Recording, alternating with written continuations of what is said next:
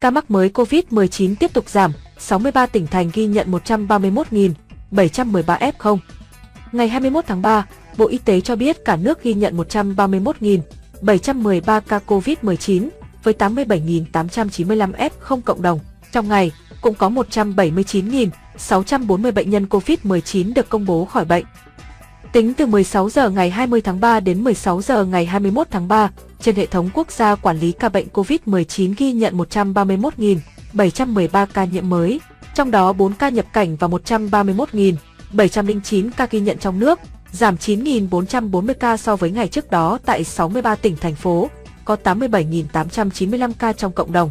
Số mắc mới COVID-19 ở Hà Nội tiếp tục giảm nhưng vẫn đứng đầu cả nước với 17.916 F0, tiếp đó là Nghệ An 5.403, Phú Thọ 5.348, Bắc Ninh 4.295, Lào Cai 4.282, Bắc Giang 3.908, Tuyên Quang 3.896, Lạng Sơn 3.769, Yên Bái 3.755, Vĩnh Phúc 3.686, Bắc Cạn 3.684, Hải Dương 3.620, Đà Lạt 3.592, Thái Bình 3.016, Sơn La 2.988, Hưng Yên 2.908, Quảng Bình 2.853, Gia Lai 2.793, Hòa Bình 2.793, Thái Nguyên 2.783, Cà Mau 2.714, Quảng Ninh 2.638, Bình Dương 2.452, Cao Bằng 2.264, Bình Định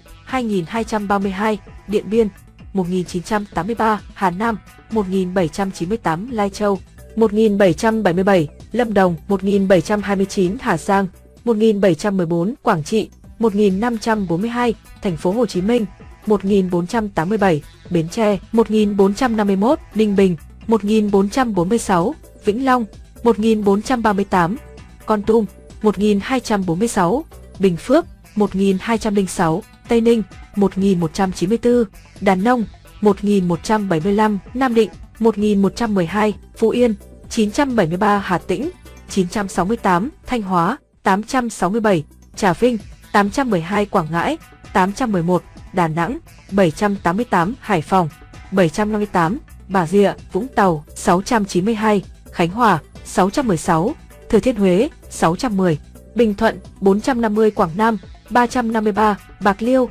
249, Cần Thơ 173, An Giang 170, Long An 134, Đồng Nai 77, Đồng Tháp 77, Kiên Giang 76, Ninh Thuận 74, Sóc Trăng 52, Hậu Giang 38, Tiền Giang 5. Các địa phương ghi nhận số ca nhiễm giảm nhiều nhất so với ngày trước đó. Nghệ An âm 3.930, Hà Nội âm 1.149, Đắk Lắk âm 1.003. Các địa phương ghi nhận số ca nhiễm tăng cao nhất so với ngày trước đó. Bắc Cạn cộng 1.875, Bắc Ninh cộng 1.442, Bình Dương cộng 1.277. Trung bình số ca nhiễm mới trong nước ghi nhận trong 7 ngày qua là 160.108 ca ngày. Như vậy kể từ đầu dịch đến nay Việt Nam có 8.089.761 ca nhiễm, đứng thứ 14 phần 225 quốc gia và vùng lãnh thổ, trong khi với tỷ lệ số ca nhiễm 1 triệu dân, Việt Nam đứng thứ 121 phần 225 quốc gia và vùng lãnh thổ, bình quân cứ 1 triệu người có 81.848 ca nhiễm.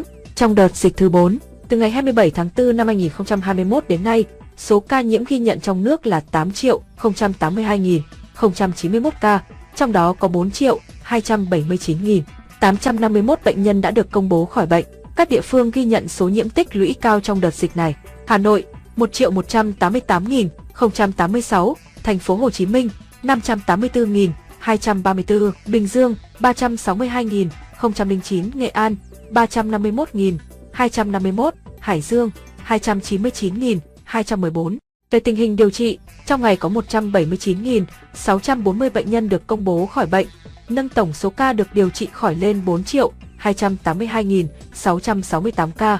Số bệnh nhân nặng đang điều trị là 4.169 ca, trong đó thở oxy qua mặt nạ 3.557 ca, thở oxy dòng cao HFNC 225 ca, thở máy không xâm lấn 85 ca, thở máy xâm lấn 297 ca, ECMO 5 ca. Về số bệnh nhân tử vong, từ 17 giờ 30 phút ngày 20 tháng 3 đến 17 giờ 30 phút ngày 21 tháng 3 ghi nhận 69 ca tử vong tại Bạc Liêu, 5, Đồng Nai, 5. Quảng Nam, 5. Quảng Ngãi, 5. Bình Dương, 4. An Giang, 3. Hà Nội, 3. Khánh Hòa, 3. Phú Thọ, 3. Trà Vinh, 3. Bắc Giang, 2.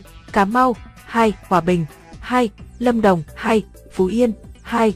Tây Ninh, 2. Thành phố Hồ Chí Minh, 2. Bà Rịa, Vũng Tàu, 1. Bình Phước, 1. Bình Thuận, 1. Cần Thơ, 1. Đà Nẵng, 1. Đồng Tháp, 1. Hà Giang, 1. Hà Nam, 1. Hà Tĩnh, 1.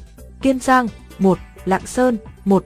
Nam Định, 1. Quảng Bình, 1. Sóc Trăng, 1. Thái Nguyên, 1. Thanh Hóa, 1. Trung bình số tử vong ghi nhận trong 7 ngày qua là 67 ca ngày. Tổng số ca tử vong do Covid-19 tại Việt Nam tính đến nay là 41.949 ca, chiếm tỷ lệ 0,5% so với tổng số ca nhiễm. Đến nay, ca tử vong do Covid-19 tại Việt Nam xếp thứ 24 phần 225 vùng lãnh thổ, số ca tử vong trên 1 triệu dân xếp thứ 129 phần 225 quốc gia, vùng lãnh thổ trên thế giới. So với châu Á, tổng số ca tử vong xếp thứ 649, xếp thứ 3 ASEAN, tử vong trên 1 triệu dân xếp thứ 24 phần 49 quốc gia, vùng lãnh thổ châu Á, xếp thứ 4 ASEAN. Về tình hình tiêm chủng, trong ngày 20 tháng 3 có 167.693 liều vaccine phòng Covid-19 được tiêm. Như vậy, tổng số liều vaccine đã được tiêm là 201.828.138 liều.